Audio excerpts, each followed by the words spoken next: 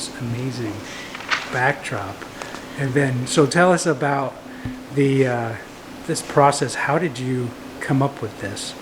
And just starting from, first, I guess, talking to Ms. McGovern about what was she looking for? Yes. So to begin with, we have a meeting where we discuss what's needed for the musical. And one of the things on the list was the backdrop, the Austrian side of the Alps. So Let's see that. It says right there, Austrian side. And so I looked at pictures, went online, found here's the image that I used a lot because it had the type of mountains I was looking for. And I knew we wanted the Alps to be big and bold because that's a big part of the musical.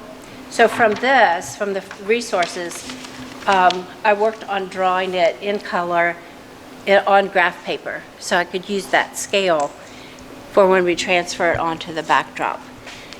Usually I do, like on the grid paper, I use the graph paper, 1 square is a foot. And I know the backdrop is 42 feet across. We go 20-some feet high, so that helps me plot out where I want things to be. I did look at what was used 25 years ago, the little watercolor sketch for the backdrop, and then another gridded one that I don't know where the finished one got to, but this is what's left from 25 years ago. So once this is drawn, then it's going back to Ms. McGovern, to the rest of the people working with the musical to see if this meets their approval. And then we're ready to start painting. Since the backdrop is so high, we can't, you could have scaffolding up that high, but it's much harder to work when it's high like that. So the backdrop was lowered down. The backdrop is marked off every 3 feet on the back on both sides. It's also marked on the floor. We have measured off and marked every 3 feet. So when we start painting, we have some idea where we are. It's these marks right here. So right? these marks, yes. So this 3, 6, 9, 12, all the way across. And then when the backdrop's lowered, which your students helped do, we had it down to where we could reach as high as we needed to go. And then the first 6 feet is basically just blue. Well, that's more like 4 feet, which was done by students, helped a lot with that. We got that done pretty quickly. And then we raised it in probably about 6-foot segments. Probably so. And then Emma came in to help a lot.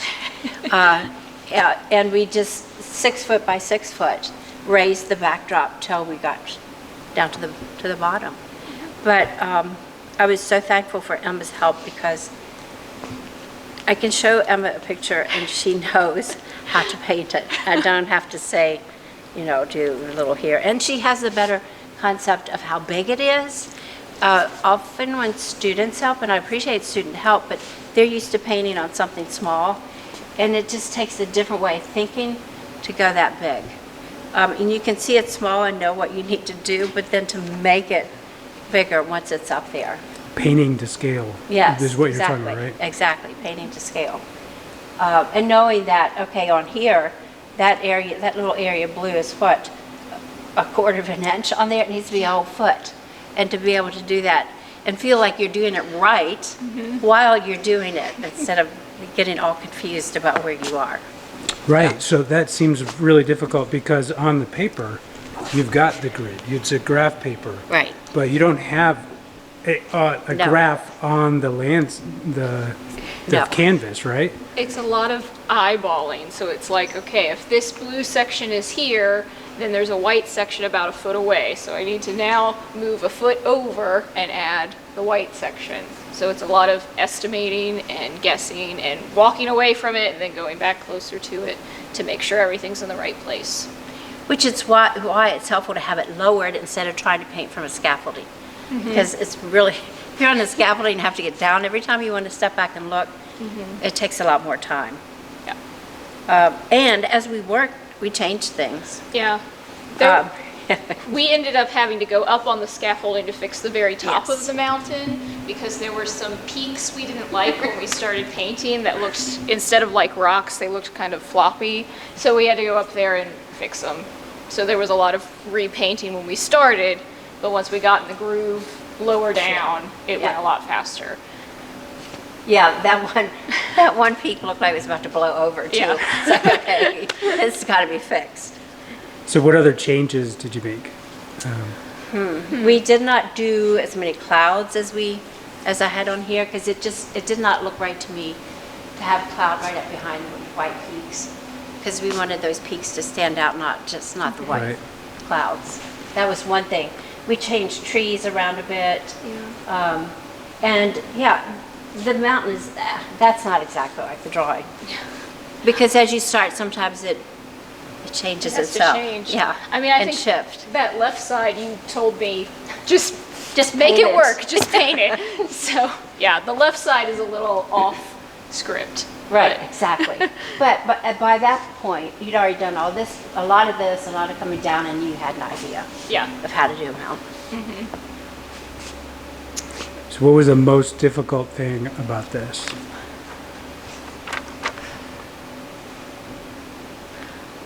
For me, it was probably figuring out how to do the mountain, how to make it look like that.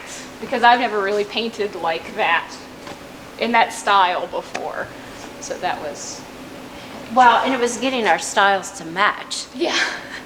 because, and if anyone's a trained artist and looks closely, they know who did what trees. Yeah. But and mountain-wise, because Emma started a lot at the top, and then when I saw how you were doing it, I would look at that to come down this. When I did that bigger area down there, I thought, oh, Emma would have done this. So let's do that to keep it consistent. So is there a specific part of that you can give as an example, like For mountains? for the style, like? Well, no, we made that consistent then, except you can maybe see a little, those darker mountains were ones that I'd done earlier. And then when we got to these up close, I worked more in the Emma style. Which is what? Which Like, is just- the use of larger color fields, Instead of when you blending, say, instead of blending so yeah, much. Okay. like patches of color instead Yeah, of. patches of color. And when you're working this large, that is the better way to try to do it. Because if you try to do a lot of blending, which some of the students that help try to do, you get sort of stuck in a little area. So to Takes a long do time. big and to make it look right, yeah, you have to work more that color block style.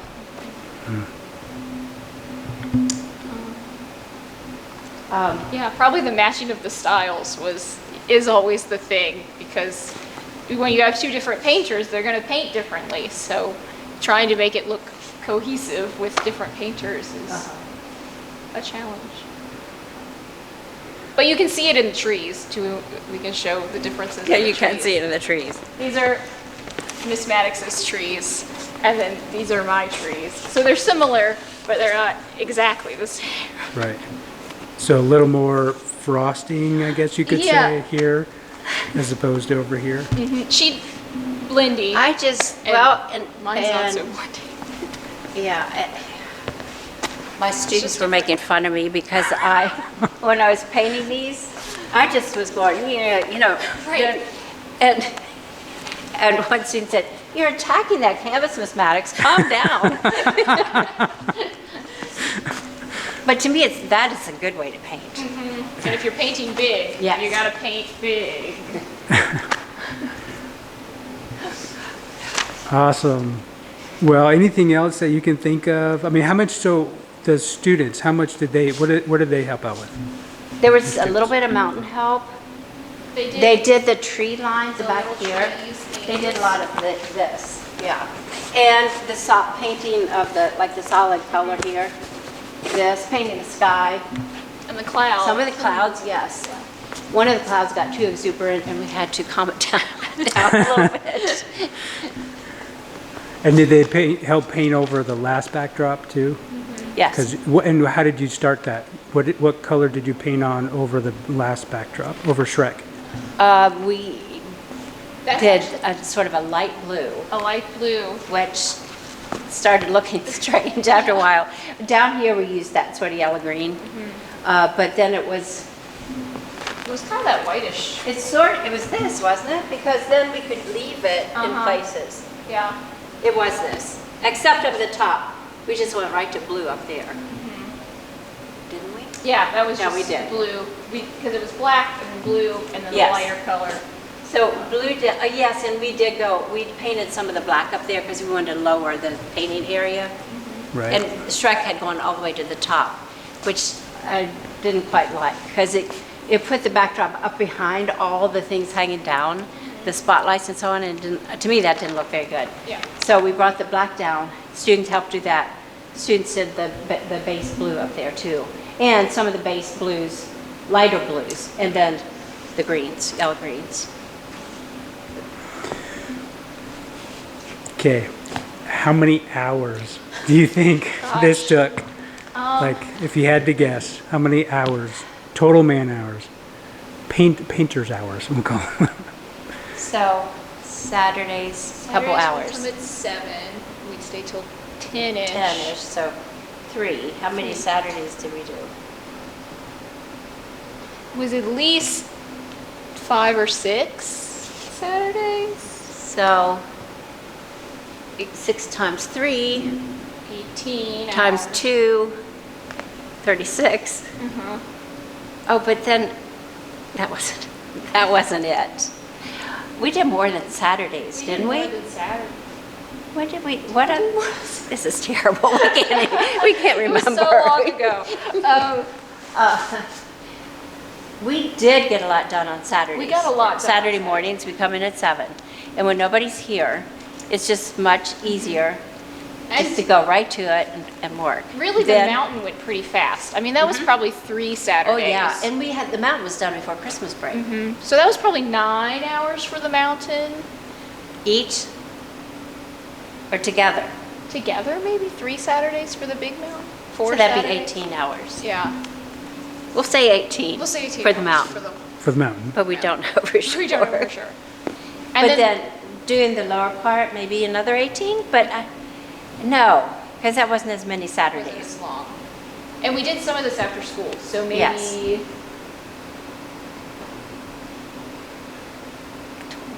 12? Would 12 sound right? I don't know. Maybe. 10? I should have kept a log, but I didn't. And then we have to add to that though, the student time Oh, yeah. for the black and the blue. And you worked on it some. And I worked on it during the day sometimes too. When I had planning, I'd come up and say, oh, I need to do this real fast and get it finished. So we can raise the backdrop again.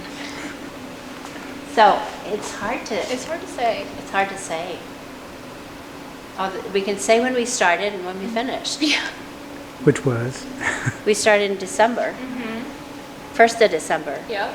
And we finished and we finished, the week before dress rehearsal yes, week. which would be the end of January, 1st of February. Yeah, So and we did not work over Christmas break. I was thinking maybe I would, but I decided, no, I need a break. Let the break be the break. Yes, that's right. Okay, this might be an easier question. How many gallons of paint? Oh my gosh, that's not easy. Okay, sorry, I didn't know. Because, well, we used 1 whole gallon of blue. yes, Remember? We used the black, okay, the base paint was probably 5 gallons for the base. And then detail things, like, yes, we used half gallon of that dark blue, because that I had left over from Shrek. So some of this was bought just for this, but a lot of it was using up what we had left.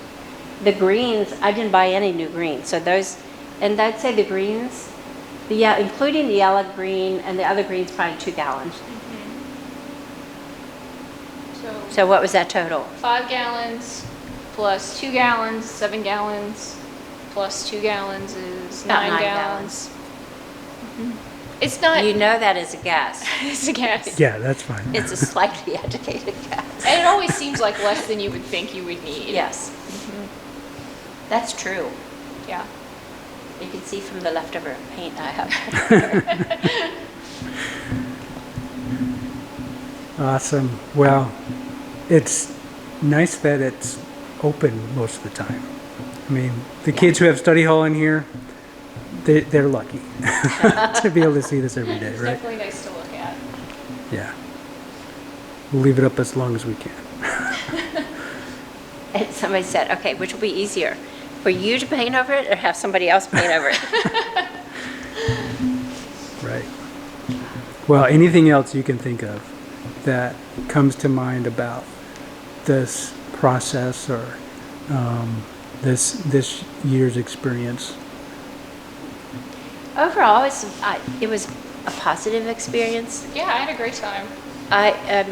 On the backdrop part, I did feel more stress on the set pieces because of time.